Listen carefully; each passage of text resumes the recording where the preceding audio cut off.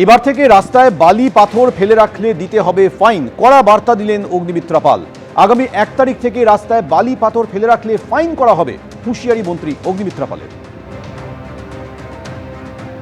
বাড়ি বানাচ্ছে আর রাস্তার মধ্যে স্টোন চিপ বালি ইট ফেলে রেখে দিচ্ছে, পেনাল্টি শুরু করবো আমরা। 1 তারিখ থেকে পেনাল্টি শুরু হচ্ছে, তাদেরও পেনাল্টি হবে এবং সব রকম ভাবে যাতে তাদের কাজে অসুবিধা হয় আমরা কিন্তু সেটা সৃষ্টি করব। আপনার বাড়ি হচ্ছে, আপনি বাড়ির ভেতর বিল্ডিং করছেন, অ্যাপার্টমেন্ট করছেন, বিল্ডিং এর ভেতরে এইসব রাখুন। রাস্তাটা আপনার নিজস্ব সম্পত্তি নয়। এটাও আমি বলেছি যে যেখানে যেখানে যার খালি জমি আছে, আমি ওখানে জমি কিনে রেখেছি, সেখানে জমি কিনে রেখেছি। আমি 30 বছর বাদে বাড়ি বানাবো, এখন সেই জমিটা ঝোপ ঝাড়, নালা নর্দমা, পুকুর, ডেঙ্গি হচ্ছে, এগুলো হবে না। আপনার যদি জমি থাকে, আপনার বাড়িটার সামনেটা যেরকম আপনার বাগান, আপনার বাড়ির সামনে পরিষ্কার করা আপনার দায়িত্ব, আপনার কেনা জমি পরিষ্কার রাখাটাও আপনার দায়িত্ব। আপনার জমির জন্য সারা জায়গা মানে পাড়ার লোকে ডেঙ্গিতে ভুগবে, সেটা হবে না। নিন, তাহলে যে বাড়িটা তৈরি হবে তার ছাদে রেখে দিন। একটা বাড়ি তৈরি হবে, তো সেখানে স্টোন চিপস বালি যদি রাখবে তো খুব আইন মতো যেখানে রাখা সেখানে ব্যবস্থা করে দিন। এবং এটা তো ঘটনা, সরু রাস্তায় তো লোকের অসুবিধা হয়, যান চলাচলের অসুবিধা হয়, ফুটপাতে মানুষ যেতে পারেন না। আবার এটা বাস্তব সমস্যা, একটা লোক বাড়ি তৈরি করছে, বাড়ির একটা ইনিশিয়াল স্টেজের যে জায়গাটা, তো সেই সময়টা তো সামনে একটু বালি না ফেলে তারা ওটা তৈরি করবেই বা কি করে? অসুবিধা হচ্ছে ঠিক, আবার সেটা একটা বিজ্ঞানসম্মতভাবে বিদেশের ক্ষেত্রে বহু ক্ষেত্রে একটা সিস্টেমে এনে এগুলো করা হয়। এখন আমাদের এখানে সেই সিস্টেমগুলো পুরোদস্তুর চালু হয়নি। অগ্নিমিত্রা পাল যদি উদ্যোগ নেন সে তাঁদের ব্যাপার। যে ছবিও দেখতে পাচ্ছেন, এই সুবিশাল পার্কিং লটে টুলু মণ্ডলের সাম্রাজ্য। আদৌ কি নিয়ম মেনে এই টুলুর কারবার চলতো? পার্কিং লট সহ বিভিন্ন কারবারের জন্য কি ট্রেড লাইসেন্স ছিল টুলু মণ্ডলের? জানতে চেয়ে এবার মোহাম্মদ বাজার পঞ্চায়েতে চিঠি পাঠালো মোহাম্মদ বাজার থানা। কোনো অনুমতি নেওয়া হয়নি, পাল্টা চিঠি পঞ্চায়েতের। মোহাম্মদ বাজার ফরেস্ট অফিসের পাশে পার্কিং লটে ট্রেড রেজিস্ট্রেশন সার্টিফিকেট দেওয়াই হয়নি, জানালো পঞ্চায়েত।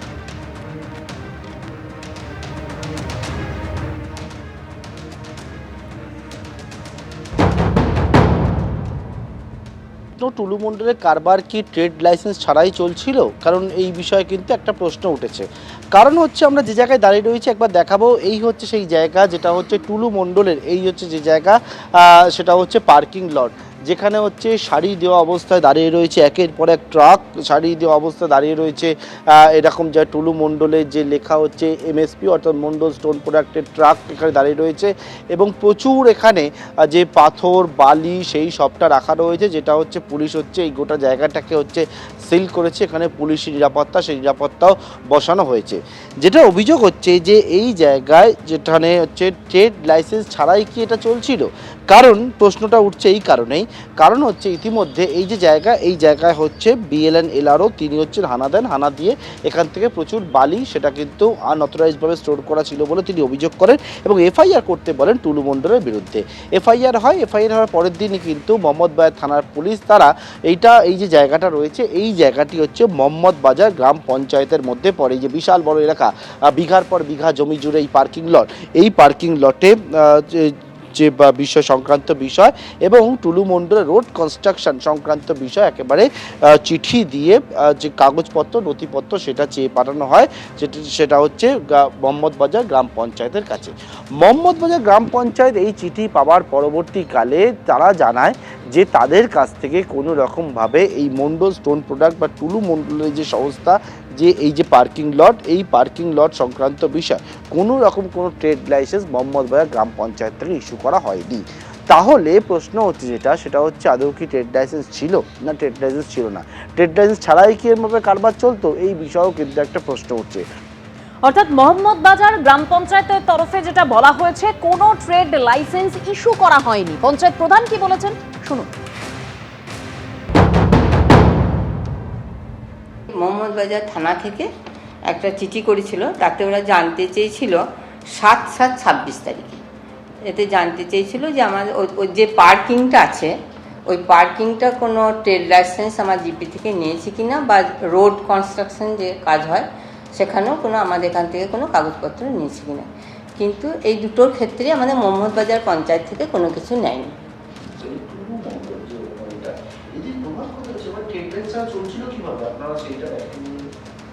সত্যি এই ব্যাপারে আমি জানতাম না, আমি সত্যি কথা বলছি যে ওই মানুষটার মানে আমি নামে পরিচিত, আমার সাথে কোনো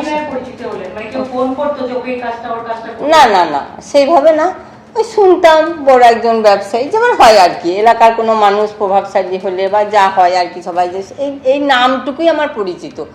এবার ওর ব্যাপারে আমি যা কিছু দেখছি এখন। ডুপ্লিকেট ডিসিআরকে হাতিয়ার করে দিনের পর দিন রাজস্ব ফাঁকি দিয়ে বিশাল সাম্রাজ্য গড়ে তুলেছিল টুলু মণ্ডল। টুলু মণ্ডলের ডিসিআর গেটে থাকতো স্পেশাল টিম, ডিসিআর গেটে মাঝে মধ্যে পুলিশও থাকতো। আসল না নকল ডিসিআর তখন বোঝা যায়নি, এমন দাবি করছেন টুলু মণ্ডলের ডিসিআর গেটের প্রাক্তন কর্মী। টুলু মণ্ডলে একাধিক ডিসিআর গেট ছিল, সেই ডিসিআর গেটে একজন কর্মী আমার সঙ্গে রয়েছেন। এটা নিয়ম মানে সেফটি হিসাবে রয়্যালটিটা কাটতো, 4 টন পার পিছু 100 সেফটি করে রয়্যালটি। রয়্যালটির দাম ছিল 990 টাকা। আমরা ওই লেখতাম যে সেফটি কত সেফটি রয়্যালটিটা আমরা কাটছি বা কত টন মাল আছে, রসিদ স্লিপটা দেখে আমরা রয়্যালটিটা কাটতাম। এই টোলগেট কার ছিল? আমরা জানতাম যে টুলু মণ্ডলের টোলগেট। কবে অবধি কাজ করেছে? এই ভোটের গণনা হওয়ার আগে পর্যন্ত। তারপরে কি হলো? তারপরে বিজেপি কিছু লোক এসে রয়্যালটি গেটের তালা মেরে দেয়। এই ডিসিআর গেটে নকল ডিসিআর আসতো, সেইটা ডিসিআর টাকা সরকারি ডিসিআর তো অ্যাকচুয়ালি কাগজ থাকতো, সেখানে নকল ডিসিআর ব্যাপারে জানতেন না? ওই নকল আর অরিজিনালের মধ্যে আমরা পার্থক্য বুঝতে পারতাম না। এখন এটা বুঝতে পারছি যে নকল ছিল যেটা বলছে মানুষ, কিন্তু আমরা কাজ করতাম, আমরা কাজ করাকালীন বুঝতে পারতাম না যে এটা নকল না অরিজিনাল। এখানে কি নিয়ম ছিল? একবারে আপনাদের পুরো টিম থাকতো কি একটা? 4 জন 5 জন করে থাকতাম। একটা কাউন্টারে রসিদ স্লিপটা দিত, স্লিপটা নিয়ে একজনা সই করতো যে এত এত সেফটি রয়্যালটি। ফাঁকি দেওয়ার কোনো জায়গা, কোনো লরি দ্বারা বেরোতে পারতো না, ফাঁকি দিতে পারতো না। কেন, কিভাবে ফাঁকি কারণ কি নির্দেশ ছিল আপনাদের কাছে? এইখানে নির্দেশ কিছু নয়, এখানে নির্দেশ বলতে ও যে গাড়ি মালিক ফাঁকি দিয়ে যে রোডে ধরা পড়লে তাকে ফাইন করা যাবে যে বিনা রয়্যালটিতে আসছে, ওইটাই। সমস্ত জায়গায় অর্থাৎ সমস্ত জায়গায় একটা টিম তৈরি থাকতো এই ডিসিআর গেটে, যাতে সবাই ডিসিআর কেটে তবে বেরোতে পারে। ওরকম যা বটে বটে, তার সত্ত্বেও যে পুলিশ প্রশাসন তারাও চেক করতো মাঝে মাঝে। পুলিশ প্রশাসনে চেক করতো? হ্যাঁ, যে ধরা না। তিনি 2 বছর ধরে এই যে ডিসিআর গেট রয়েছে টুলু মণ্ডলে, সেই ডিসিআর গেটে তিনি কাজ করতেন এবং যে তিনি বলছেন যে একেবারে একটা নির্দিষ্ট টিম থাকতো, যে টিম সবসময় ডিসিআর গেটের চারপাশে হচ্ছে পাহারা দিত। এমনকি তারা এখন বুঝতে পারছেন, তার দাবি যে ডিসিআর আসল না নকল কোনো কিছু বুঝতেন না, তখন পুলিশও থাকতো, মাঝে মধ্যে দেখতো। এই বিষয়ে কিন্তু তিনি তুলে ধরছেন। বীরভূমের পাথর ব্যবসায়ী টুলু মণ্ডলের সাম্রাজ্যের কথা সামনে আসতেই জানা গেছিল ডিসিআর বা ডুপ্লিকেট কার্বন রিসিপ্টের কথা। কিন্তু কি এই ডিসিআর? ক্রাশার থেকে পাথর বোঝাই লরি যখন বাজারে যায় তখন সরকারি এই নথি অত্যন্ত গুরুত্বপূর্ণ। অভিযোগ, এই ডিসিআর জাল করেই হাজার হাজার কোটি টাকার সাম্রাজ্য তৈরি করেন টুলু মণ্ডল। নাজিবউদ্দিন ওরফে টুলু মণ্ডলের ছাপাখানার এক কর্মী এই বিষয়ে কি বলেছেন দেখুন।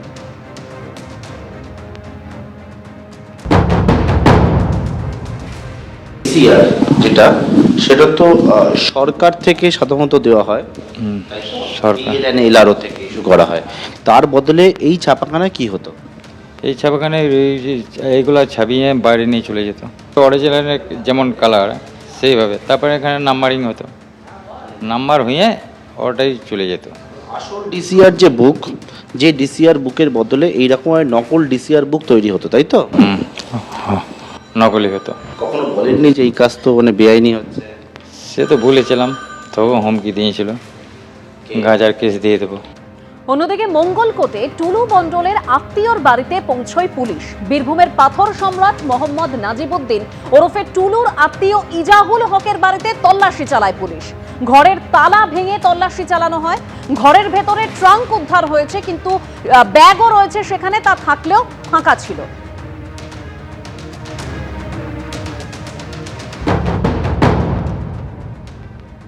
টুলু মণ্ডলের এক ঘনিষ্ঠ আত্মীয়র বাড়ি রয়েছে মঙ্গলকোটে, ইফাজুল হক। সেই ইফাজুল হকের বাড়িতে গতকাল রাতের বেলায়, অর্থাৎ আজকে গভীর রাতে সেখানে পুলিশ আসে এবং এই যে ইফাজুলের যে ঘর রয়েছে সেই ঘরের দরজা আজ একেবারে যে তালা রয়েছে তা ভেঙে ভিতরে ঢোকে এবং এই ভিতরে ঢুকে সেখানে কিন্তু তল্লাশি চালায় পুলিশ এবং সেখানে একটি ট্যাঙ্ক রয়েছে, এই ট্যাঙ্কটি খোলে এবং দেখা যাচ্ছে এখানে একটি তালা, এই তালাটিও কিন্তু ভাঙা হয়েছে এবং এই ট্যাঙ্কটি খুলে দেখা হয়েছে, যদিও ট্যাঙ্কের মধ্যে কিছু পায়নি। 3 দিন আগেই কিন্তু ইফাজুল এসেছিল এবং এই ট্যাঙ্ক থেকে কিছু সরিয়ে নিয়ে গেছে নাকি সেটাও যেমন বিষয়, তেমনি এখানে 3 দিন আগে যখন ইফাজুল এসেছিল, ইফাজুল এখানে থাকে না, মাঝে মাঝেই বাইরে থাকে এবং এই ব্যাগটা নিয়ে এসেছিল, এই ব্যাগটাও সম্পূর্ণ ফাঁকা রয়েছে। এইখানেই কিন্তু পুলিশকে সব থেকে বেশি ভাবাচ্ছে যে এই ধরনের বড় ট্যাঙ্ক, এই একটা ব্যাগ ইফাজুল নিয়ে এলো 3 দিন আগে তার মঙ্গলকোটের বাড়িতে, কিন্তু ব্যাগগুলো সম্পূর্ণ ফাঁকা। এই ব্যাগে যদি টাকা বা সোনা নাও থাকে তাহলে তো এই ব্যাগগুলোতে কাপড় চোপড় আর কিছু থাকার কথা, কিন্তু সেগুলো ফাঁকা কেন? এই যে ফাঁকা ব্যাগ, এই যে ফাঁকা বাক্স, এইগুলোই কিন্তু পুলিশকে ভাবাচ্ছে। কারণ এর আগে ইফাজুলের এখানে কেন এলো এই বাড়িতে 3 দিন আগে, কেন ব্যাগ নিয়ে এলো, এগুলো যেমন ভাবাচ্ছে সেমনি ভাবাচ্ছে যে ব্যাগগুলো কেন ফাঁকা রয়েছে, সেখানে জামা কাপড় থেকে শুরু করে কোনো কিছু নেই কেন? তাহলে কি এই ব্যাগের মধ্যেই টুলু মণ্ডলের বিপুল যে টাকাটা রাখা ছিল এবং সেগুলো কি সরিয়ে দেওয়া হয়েছে? এই প্রশ্নের উত্তর কিন্তু খুঁজছে পুলিশ। রানা দাস, এবিপি আনন্দ, পূর্ব বর্ধমান। পুলিশ এসেছিলেন 12:15টায়। আমাদের এদিকে বারান্দার দিকে লাইট মারছিলেন আর এইদিকে আমার স্বামীকে ডাকছিলেন জানলা দিয়ে আমরা খুললাম, উঠলেন। আমি থানা থেকে এসেছি, দিবে যে চাবিটা বার ধরে যা খুলে দেন। চাবিটা আমার স্বামী দিলে দিবে যে আপনাকে খুলতে হবে না, আমাকে দেন, আমি চাবিটা খুলে দিই, বার ধরে যান। তারপরে আমার এই ইফাজুলের ঘরে খুলছিল, দিশা ওদের ছবি তুললো, ভিডিও ক্যামেরা করছিল। ইফাজুল কি হঠাৎ করে প্রচুর পয়সা করেছিল? না, তা বলতে পারছি না, ওনাদের সাথে আমাদের সম্পর্ক নেই। আমরা আসেন, আমাদের সাথে রাগ কথাও নাই, কিছুই নাই। টুলু মণ্ডলের সুবিশাল সাম্রাজ্য প্রকাশ্যে এসেছে, কোটি কোটি টাকার সম্পত্তি বাজেয়াপ্ত করা হয়েছে, সরকার কড়া ব্যবস্থা নেবে বলেছেন সুকান্ত মজুমদার।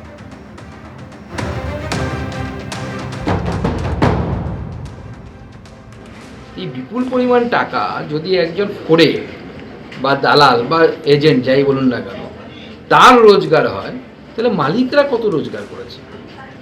250 কোটি টাকা। 250 কোটি টাকা মানে বুঝতে পারছেন যে 250 কোটি টাকায় মানে কত কি হতে পারে। এই বিপুল পরিমাণ টাকা জনগণের ট্যাক্সের টাকা, যে টাকা জনগণের পকেটে আসা উচিত ছিল গভর্নমেন্টের ট্যাক্স হিসেবে, রেভিনিউ হিসেবে, সেই টাকা কিন্তু এরা চুরি করে বড়লোক হয়েছে। আর ভুলও হোক, যেই হোক না কেন তাদের ব্যবস্থা কিন্তু করবে, আমাদের সরকার ব্যবস্থা করবে, ছাড়বে। সে তখন আর ভারতে আসতে পারছে না, বাইরে বাইরে ঘুরে বেড়াচ্ছে। ঘুরে বেড়াক, কিন্তু একদিন না একদিন তো আসবে। ঘুঘু দেখেছো বাবা, তুমি ফাঁদ দেখো, এবার ফাঁদ দেখবে। গোটা মোহাম্মদ বাজার জুড়ে টুলু মণ্ডলের বিশাল সাম্রাজ্য গড়ে ওঠে আর সেই সাম্রাজ্যের উপর ভিত্তি করেই কিন্তু টুলু মণ্ডলের কারবার, যে কারবারের বিস্তার ছড়িয়েছিল শুধুমাত্র রাজ্য নয় এমনকি বিদেশেও। কিন্তু এই বিশাল কারবারের অনুমতি কি ছিল, ট্রেড লাইসেন্স কি নেওয়া হয়েছিল, তা নিয়ে একাধিক প্রশ্ন উঠছে। আর এই প্রেক্ষিতে কি বলেছেন কালীঘাট তৃণমূলের বিধায়ক কুণাল ঘোষ, দেখুন। এটা তো সম্পূর্ণ আইন এবং প্রশাসনের বিষয়।